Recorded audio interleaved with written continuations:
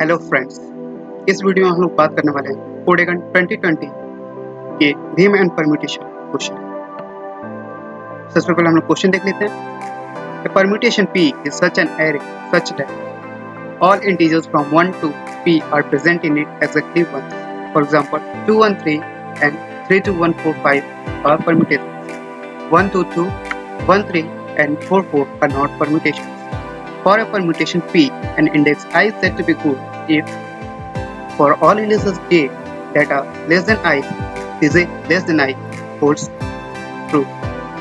Or in other words, an index is said to be good if the element at that index is greater than all its previous elements. For example, for the permutation 32145, the indexes 1, 4 and 5 are good indices.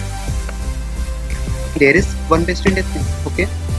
For the permutation 213, the indices 1 and 3 are good indices. There is one best index again. Your task is to find the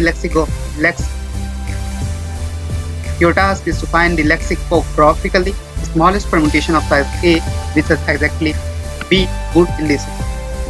A permutation P of size n is lexicographically smaller than some permutation Q of size n if there exists some indices index I. There exists some index I is from 1 to n such that both of the following hold true. Pi is less than Qi, P1 equal to Q1, P2 equal to Q2 and Pi minus 1 Qi minus 1. तो question को समझने की कोशिश कर रहे हैं क्या कह रहा है। सबसे पहले परम्यूटेशन के बारे में समझाया कि परम्यूटेशन क्या होता है। तो permutation is nothing but an array जिसमें कि 1 से लेकर के जो भी एरे का साइज होगा वहां तक के सारे एलिमेंट्स होंगे और एग्जैक्टली 1 टाइप होंगे। एग्जांपल दिया हुआ है 213, यानी इस वाले एरे की साइज 3 है और जो एलिमेंट्स हैं 1 to 3, 1 से लेकर के 3 तक वो सारे के सारे अवेलेबल हैं और एक ही बार हैं। दूसरा वाला एरे जो है 32145, इसमें 1 से लेकर के 5 के सारे एलिमेंट्स हैं और एग्जैक्टली 1। आगे कुछ एग्जांपल्स दिए हुए हैं 1 to 2, जो एरे की साइज है वो 3 है, इसमें थर्ड एलिमेंट 3 नहीं प्रेजेंट है जबकि 2 दो बार है, इसलिए ये परम्यूटेशन नहीं है। सिमिलर टाइप से 1 और 3, इसकी साइज 2 है इसलिए 1 और 2 होना चाहिए लेकिन यहाँ 1 और 3 है। लास्ट एग्जांपल दिया है 4, यहाँ पे साइज 2 है इसलिए 1 और 2 ही रह सकते हैं, 4 नहीं कर सकता, इसलिए ये भी परम्यूटेशन नहीं है। अब बात कर लेते हैं कि गुड इंडेक्स कौन कौन से होंगे किसी भी परम्यूटेशन में। एग्जाम्पल से देख लेते हैं कि गुड इंडेक्सेस कौन कौन से होंगे। फॉर एग्जाम्पल हमने एक एरे लिया है जो एक परम्यूटेशन है, साइज ऑफ एरे 5 है और एलिमेंट्स 1 2 4 5 3।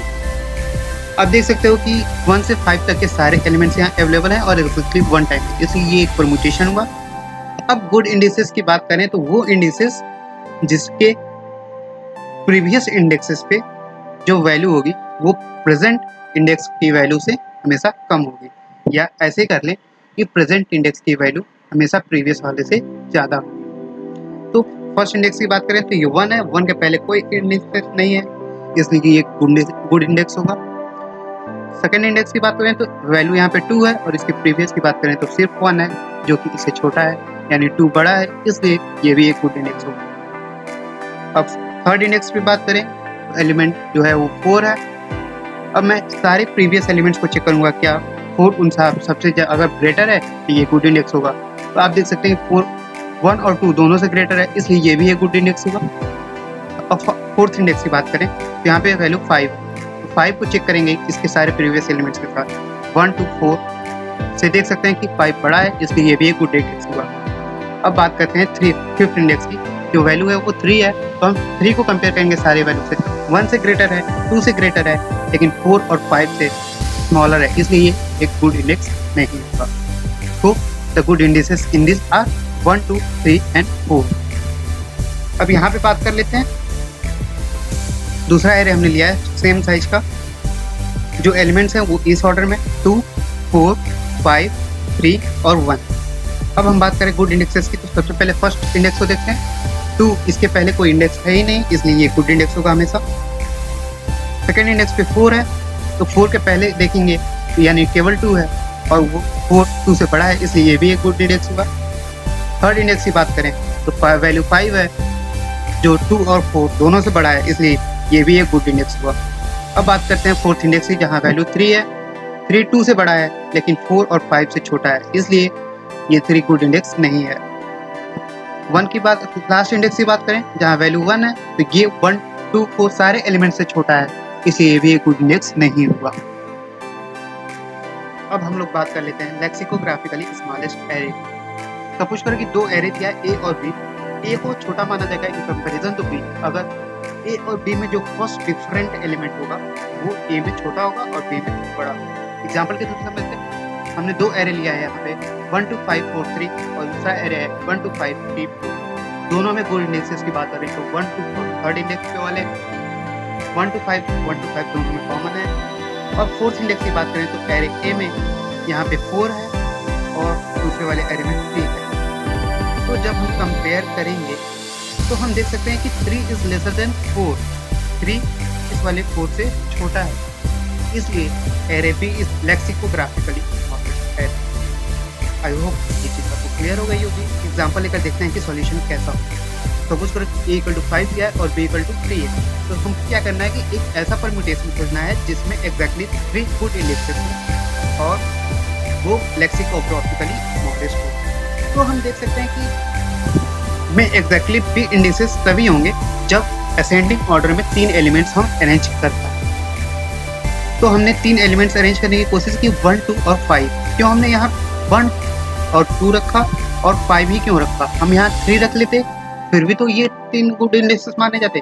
लेकिन साथ में आप देख पाएंगे कि अगर हम 5 को शिफ्ट करके यहाँ करते, सपोज करके यहाँ पे मैंने 5 कर दिया और यहाँ पे 3 कर लेता हूँ, तो आप देख सकते हैं कि number of good indexes increase हो गए।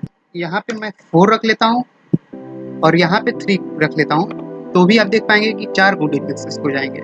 इसलिए यहाँ पे 5 रखेंगे और यहाँ पे 4 और यहाँ पे 3 रख लेंगे। अब आप पूछ सकते हो कि क्यों नहीं यहाँ पे 4 रखा और यहाँ पे 3 रखा? अगर मैं यहाँ पे 4 और 3 रखता, अगर ये वाला अरेंजमेंट होता, तो आप देख सकते हैं ये लेक्सिकोग्राफिकली स्मॉलेस्ट नहीं है, क्योंकि यहाँ 4 होना चाहिए और ये 3 हो, तो ये वाला पार्ट जो है वो लेक्सिकोग्राफिकली स्मॉलेस्ट आई। तो सॉल्यूशन, आई होप कि एग्जांपल के थ्रू आपको समझ में आ गया होगा कि सॉल्यूशन में क्या करना है। एल्गोरिथम देख लेते हैं।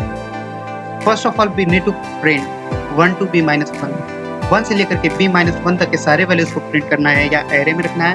देन हमको प्रिंट ए यानी ए रखना है, फिर हमको b to a-1 रखना है। समझते हैं इसको। 1 से अगर b-1 तक रखते हैं तो 2 एलिमेंट्स जो होगा वो हमारा गुड इंडेक्स माना जाएगा, क्योंकि वो इंक्रीजिंग ऑर्डर में होगा। अब लास्ट एलिमेंट को फिर क्यों रखा? क्योंकि लास्ट एलिमेंट रख देंगे तो इसके बाद के जो भी इंडेक्सेस होंगे वो सब के सब गुड नहीं होंगे।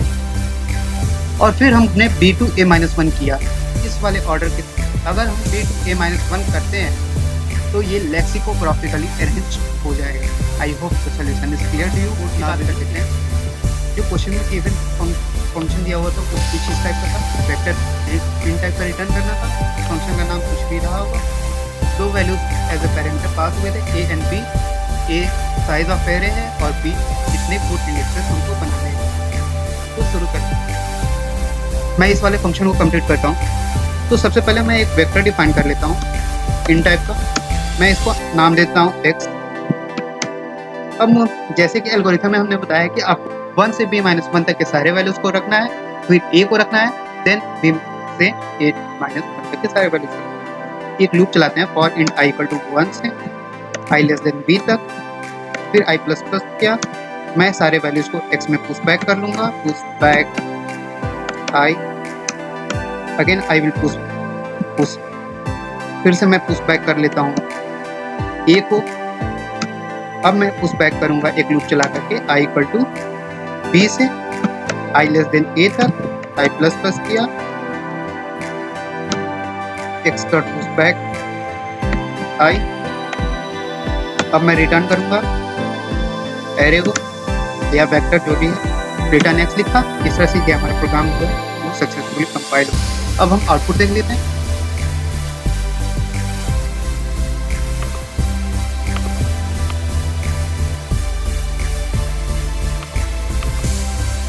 ए की वैल्यू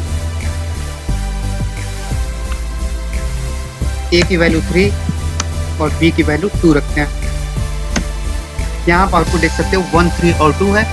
अब मैं आपको दिखा सकता हूँ कि ये 2 इंडेक्सेस जो हैं वो गुड है और थर्ड वाला इंडेक्स गुड इंडेक्स नहीं है और ये लेक्सिकोग्राफिकली स्मॉल है, ये है। सेकेंड वाला केस देख लेते हैं जो एग्जांपल में दिया हुआ है। 4 ए की वैल्यू, बी की वैल्यू भी 4। यहाँ आप देख सकते हैं 1 2 3 4, आप दोनों को मैच कर सकते हैं यहाँ से 1 3 2 और 1 2 3 4। इस तरह से ये कोड सही है। अगर आपको ये वीडियो पसंद आई तो लाइक करिए, शेयर करिए और सब्सक्राइब करिए चैनल।